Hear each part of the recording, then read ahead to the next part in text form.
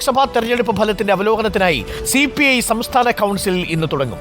സംസ്ഥാന സർക്കാരിനെതിരായ ഭരണവിരുദ്ധ വികാരമാണ് തോൽവിയുടെ മുഖ്യ കാരണമെന്ന് നിരീക്ഷിക്കുന്ന റിപ്പോർട്ട് യോഗത്തിൽ അവതരിപ്പിക്കും.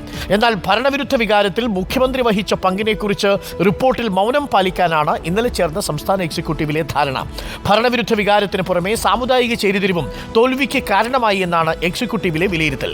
ആ ശ്രീജിത്ത് നമുക്കൊപ്പം ചേരുന്നുണ്ട്. ആ ശ്രീജിത്ത്, CPM ഭരണവിരുദ്ധ വികാരമുണ്ട് എന്നത് കണ്ടെത്തുന്നില്ല. എന്നാൽ അതേസമയം CPIക്കുള്ളിൽ ഭരണവിരുദ്ധ വികാരമുണ്ട്. പക്ഷേ അത് മുഖ്യമന്ത്രിക്ക് നേരെ ആ വിമർശനത്തിന്റെ മുന കുറിപ്പിക്കേണ്ടതില്ല എന്ന തീരുമാനത്തിലാണെന്ന് മനസ്സിലാക്കുന്നു.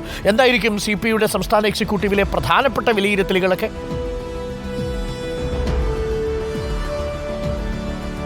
അരുൺ, CPI തെരഞ്ഞെടുപ്പ് അവലോകനം നടത്തുന്നത് CPMന്റെ രീതിയിലല്ല.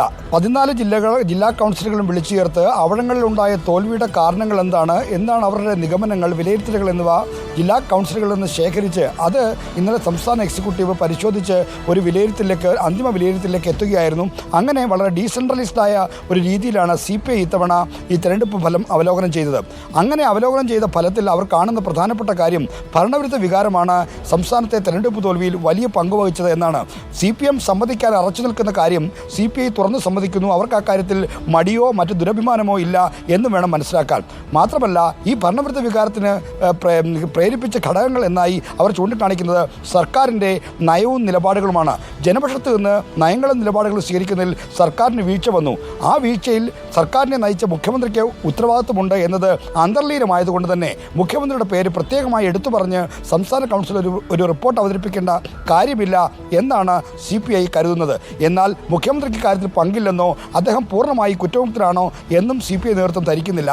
എന്നാൽ ആ റിപ്പോർട്ടിൻ്റെ ഭാഗമായി മുഖ്യമന്ത്രിയെ മാത്രം ഒറ്റതിരിഞ്ഞ് ആക്രമിക്കേണ്ട അല്ലെങ്കിൽ ഒറ്റതിരിഞ്ഞ് ആ പേര് ചൂണ്ടിക്കാണിക്കുന്ന ഒരു നടപടിയിൽ നിന്ന് പിൻവാങ്ങുന്നു എന്ന് മാത്രം. എന്നാൽ CPI സംസ്ഥാന കൗൺസിലിൽ ഇതുമായി ബന്ധപ്പെട്ട രൂക്ഷമായ വിമർശനങ്ങൾ ഉയരാനുള്ള സാധ്യതയുണ്ട്.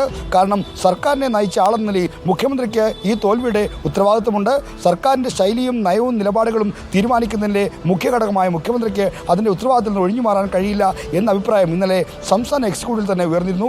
ഇതോടൊപ്പം തന്നെ ഭരണവിരുദ്ധ വികാരത്തിനൊപ്പം തന്നെ സംസ്ഥാനത്തെ തോൽവിക്ക് കാരണമായി CPI ചൂണ്ടിക്കാണിക്കുന്നത് സാമുദായിക ചേരിതിരിവാണ്. മുൻപൊന്നും ഇല്ലാത്ത വിധം കേരളത്തിൽ ഒരു സാമുദായിക ചേരിതിരിവ് ഉണ്ടായതാണ് BJPയുടെ വോട്ട് വിഹിതം കുത്തനെ ഉയരാൻ കാരണമെന്നും CPI നിരീക്ഷിക്കുന്നു. ഇതാണ് CPIയുടെ എക്സിക്യൂട്ടീവിൻ്റെ നിരീക്ഷണം. ഇന്ന് CPI സംസ്ഥാന കൗൺസിൽ രാവിലെ 10:00 ആരംഭിക്കുന്നു. രൂക്ഷമായ വിമർശനങ്ങൾക്കുള്ള എല്ലാ സാധ്യതകളുമുണ്ട്.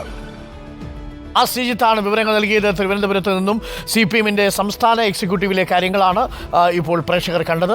എന്തായാലും മുഖ്യമന്ത്രിക്ക് നേരെ വിമർശനം സംസ്ഥാന എക്സിക്യൂട്ടീവിലില്ല. ഇനി ഭരണവിരുദ്ധ വികാരത്തിന് പുറമെ സാമുദായികമായിട്ടുള്ള ചേരിതിരിവും തോൽവിക്ക് കാരണമാണ് എന്നതാണ് എക്സിക്യൂട്ടീവിൽ പ്രധാനമായിട്ടും വിലയിരുത്തിയിരിക്കുന്നത്.